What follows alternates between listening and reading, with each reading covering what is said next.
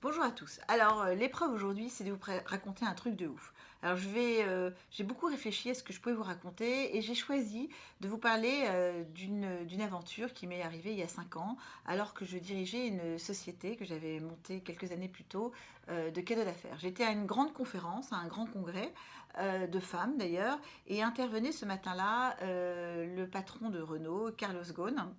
Lorsqu'il a fini son intervention, il descend donc de l'estrade.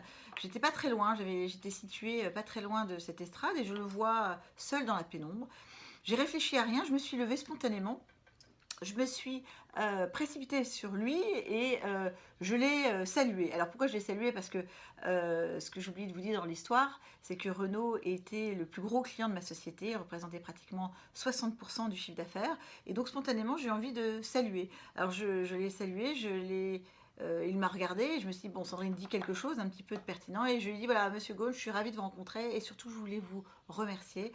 Remercier parce que vous êtes mon plus gros client. Alors, je m'attendais à ce que la conversation se termine là. Et finalement, il était captif. Donc, je me suis dit, bah, transforme un petit peu l'essai.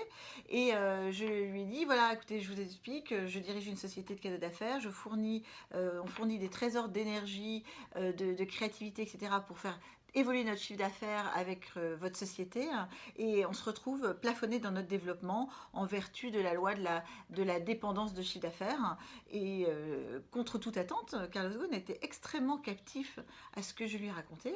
Il m'a donné sa carte et m'a invité à venir le voir en privé dans ses bureaux. Et c'est ce qui s'est passé. Quelques semaines plus tard, donc il m'a reçu, il m'a demandé très directement ce que j'attendais de lui et moi je lui ai dit clairement, je dis voilà, des petites sociétés comme les nôtres sont plafonnées dans leur chiffre d'affaires parce que vous avez peur qu'on soit trop dépendant du volant d'affaires que vous nous donnez.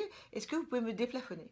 Et il a donc accepté, en vertu de son action pour favoriser les femmes entrepreneuses, etc., de me déplafonner. Et ça a eu comme des conséquences très intéressantes pour moi. Non seulement j'ai rencontré des directrices des achats, on était amené à travailler mieux et surtout, on a pu ainsi développer un chiffre d'affaires complémentaire non négligeable. Alors si je voulais partager ça avec vous, c'est un truc qui de ouf pour moi parce qu'effectivement je me suis rendu compte que l'audace était payante, que la création de liens était souvent magique et que on ne savait jamais ce qui pouvait nous attendre. Et si on regardait toujours l'aspect positif des situations, si on savait saisir les opportunités, il y avait des choses extraordinaires qui pouvaient se dénouer.